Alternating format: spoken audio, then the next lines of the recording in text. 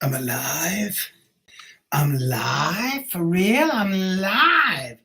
Listen, fiction students in my English 104 class. This is November 5th, 2023, and I have been working like mad.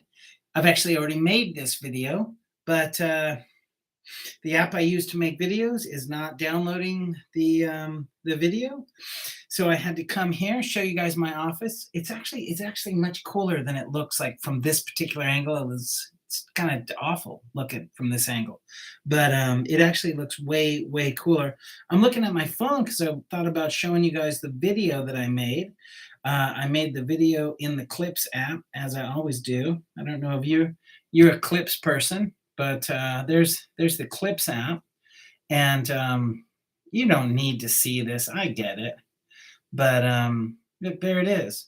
1 hour ago, you can sort of see that since it was 15 minutes long. This is not going to be 15 minutes long, but it won't even download. You can see that it's like it's half there. Look at that. Look at that. Look at, there's like an invisible, do you see that flashing thing? It's like I see one of the other AI coming to get us. Anyway, you can see. That is really cool, though. Sorry, I'm easily distracted. Listen, folks, use your distraction as your superpower. We're talking about this week. We're about to enter week 7, and I have no notes. It was super. I had all the notes up here, but now I just need to get this done, and I chose it to be live so that I can just grab a link, pop it in, boom, we're good to go. So the first thing that I wanted to say is, and this turns out, actually a lot of it was this actual poster, but it was a digital version of the poster. I could do it with I could do it with what? What could I do it with? Clips, the Clips app. Anyway, and I'm worried that this is going to be backwards for you. So just know that it says LBCC Peer Empowerment Project. And please know that it says here, write this down, Tuesdays, 4 p.m. in Form 220. It's the Equity Center on our campus. And it used to be called the Equity, Diversity, and Inclusion Center, but they sort of changed its name. Your guys' responses, your folks' responses to the Sun Magazine assignment was so incredible. I just realized how deep everybody is. And I know that I've seen how smart and able to analyze you've been, but I just kind of saw your hearts because you chose the stories, you chose what to talk about, you chose the questions, and it moved me. It was an incredible thing. And I thought, why are these students not at the Peer Empowerment Project, where we talk about, we have 10 conversations down here. There is a chance that this will be backwards, so my apologies. But somewhere here, I can read it backwards because I wrote it forwards. It should say 10 conversations for success. There it is, conversations for success. It is backwards to me, by the way. Hopefully they'll flip it around. I doubt that. I don't know if they will or not. But our conversations for success, we're in week 7, and week 7, this coming up this Tuesday. Move it. Look at me. I remembered where the camera was. This coming Tuesday, the topic for one of our 10 conversations is about self-care. Because boy, I'll tell you, making it through week 7, it's fantastic. Congratulations to everybody that's made it this far. The term college is hard, and the whole set of 10 conversations is about completing. The first topic is open-mindedness. That's in week 1. The second topic is fear. The third topic might be something called toxic loyalty, which has to do with getting the people that are dragging us down away from us a little bit. It's complicated. But this week, week 7, on Tuesday. It'd be so great to see you. I just saw your great videos about LibriVox and the items that you chose, and I saw your incredible discussions of the sun. And I was just so impressed. I thought, good grief, people's got it. You ought to really come. See if you can. I know you have to drive in. Please drive in. We'll meet. I'll bring cookies. Somebody text me, 541-250-1652. Text me, and I swear I'll bring fresh cookies. I promise. I promise. If one person does it, boom, everybody gets cookies. So I'm not kidding. I'm really trying to get you there for our week 7 video. Anyway, that's great. And I will also mention that we have an incredible poetry club that meets at 3 o'clock in the forum. If you love poetry, everybody's so smart. You should come to these clubs. It's really fantastic. That's in Forum 220. And 220, Forum 220 is the second floor around the quad there. You can't miss it. Just, walk around the quad until you find us. And there should be a beautiful Dia de los Muertos ofrenda, two ofrendas in there, if you'd like to see those. I hope that they're still there. They were there last week. And that was cool. So what are we doing this week? It's week 7. Well, listen, because of that contract pattern, our groups have diverged a little bit. Congratulations, the people going for the A contract. You've read at least half of Beloved now. We've got this next week to read the rest of Beloved, and at the end, on Friday of week 7, you're going to write a great set of questions that show the depth of your engagement with that work. It's not a very hard assignment. Really, I want you to just concentrate on reading it and gathering up those themes and putting them into your heart. Themes of oppression, themes of alienation, themes of family, themes of friendship. I can't think of a theme that's not in there. This is one of the richest and deepest themes of resilience, themes of survival, themes of love. It is a rich and deep read, and it's worthy of the time that you're putting into it. And I hope that people are loving that book as much as I love that book. And for the rest of the contracts, the CMB contracts, whoop, you guys are going to read a fantastic story. It's a great story. I just knew the title and the author, and I can't right now, but it's in our week 7 Moodle.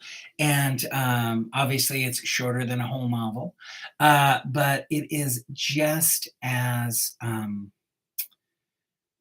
it's very, very good. And I want us to start thinking about that unreliable narrator. How much can we believe? The rest of this, few of the stories that we're about to read are about unreliable narrators. And I know we started off with, sort of the king of unreliable narrators, that first person, Edgar Allan Poe. He never knows which end is up, and his characters are always deep that way.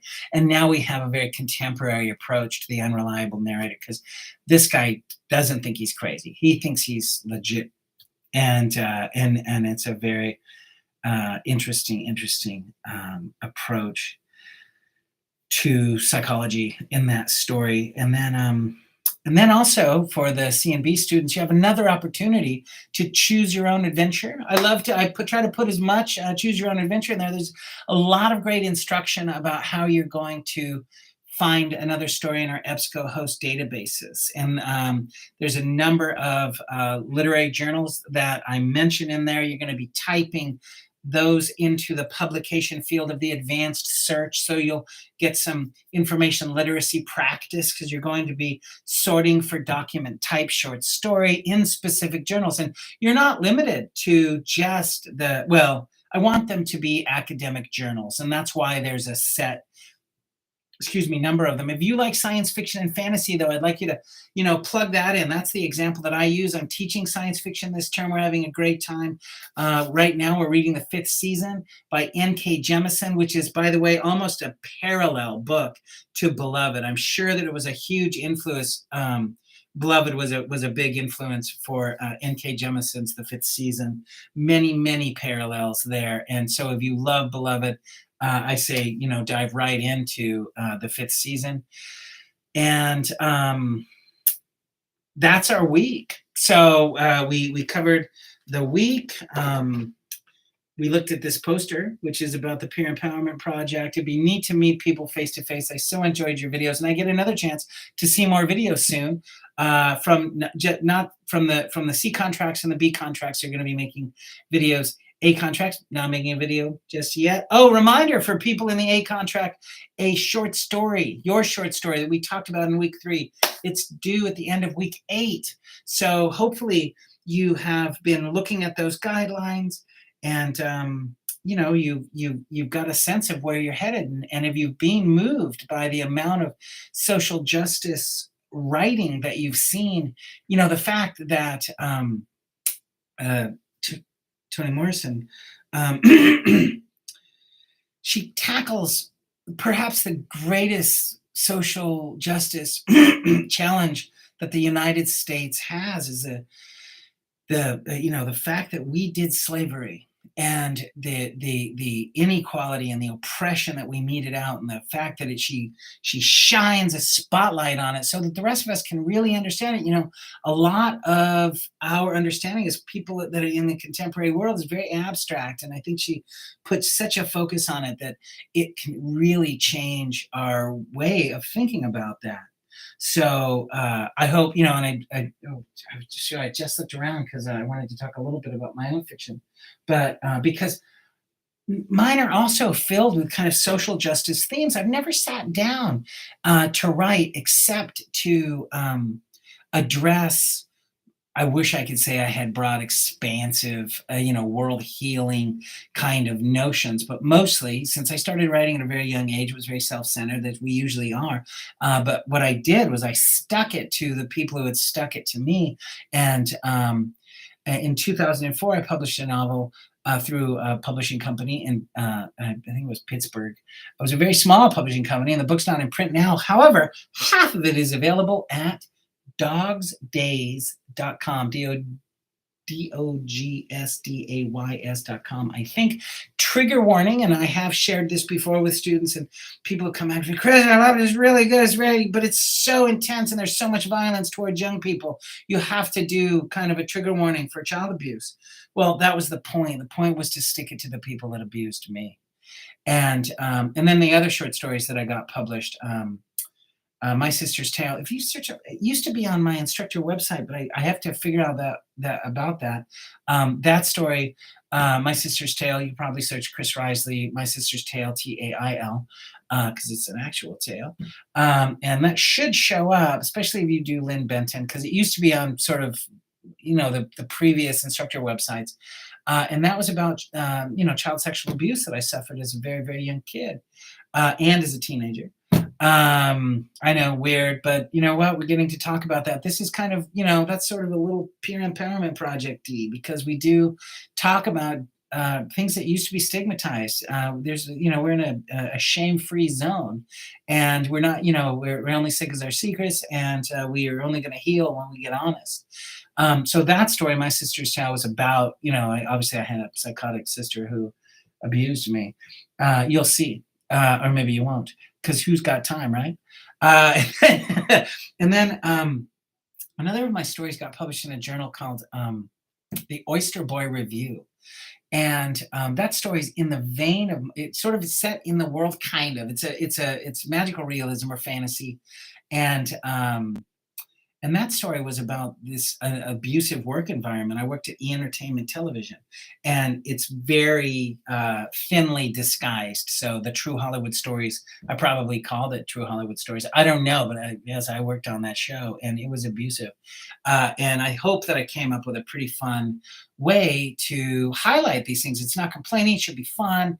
Anyway, I'm only talking about my fiction by way of saying I'm excited that you get the opportunity to write a short story, and I hope you'll write about something important to you. I hope that you will include a message that you really want to express. I hope, you know, think about somebody. I had a professor one time, his name was Jerry Rosen. Oh no, I want to do it under 15. He used to sit down, he'd sit down every single class and he'd say, I'm so angry. He'd sit down every single time and he tells you, you have to know, if you're going to be writers, that you got to sit down, you got to feel strong emotions, you got to go. Anyway, that was what it took for me to start to love writing and to do it. He'd sit down every single time, he'd have something. Anyway, this is your opportunity to do it in your fiction. And all right, so I did it here in a YouTube live stream so that it would like upload, and I had to come in you know, to work on a Sunday night. I wish I could show you like the cooler stuff about my office. I have great wall hangings. Those are of course record albums. And come to my office. My office hours are Mondays and Wednesdays. They start at 1:30. Text me 541-250-1652 if you're going to come. I'm checking to see if I'm not.